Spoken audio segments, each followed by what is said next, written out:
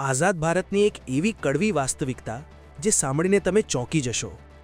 નસવાડીના ખોડિયા પોચંબા ગામના 120 આદિવાસી ખેડૂતો આજે પણ પોતાની જમીન પર માલિકી હક માટે વલખા મારી રહ્યા છે।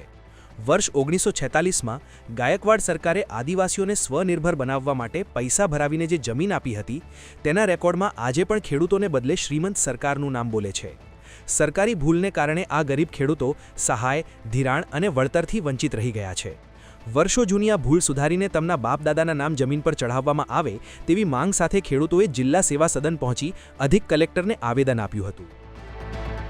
ખોડિયા, પોચંબા, પાલા આ 3 ગામો છે।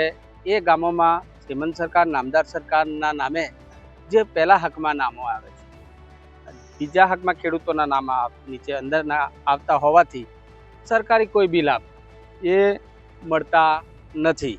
હાલમાં કમોસમી વરસાદના કારણે જે બી ખેડૂતોને નુકસાન થયું, સમગ્ર દેશમાં દરેક ખેડૂતોને વળતર ચૂકવવામાં આવ્યું।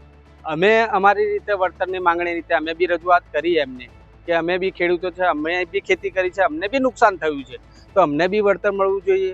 સાથે સાથે જે બી સિંચાઈ માટેની સુવિધાઓ છે તેમાં કનેક્શનો નથી આપતા, તો જે બી સરકાર અન્ય જે હાલ ખેતી કરીએ છીએ તો કપાસ પકાવીએ, તુવર પકાવીએ, જે બી અમારા ખેડૂત ઉત્પાદન હોય તેમાં ટેકાના ભાવના અમે વંચિત રહી જઈએ।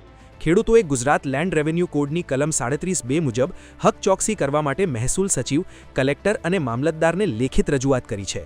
હવે જોવાનું એ છે કે તંત્ર આ 80 વર્ષ જૂની ભૂલ સુધારે છે કે પછી આદિવાસીઓનો સંઘર્ષ આમ જ ચાલુ રહેશે।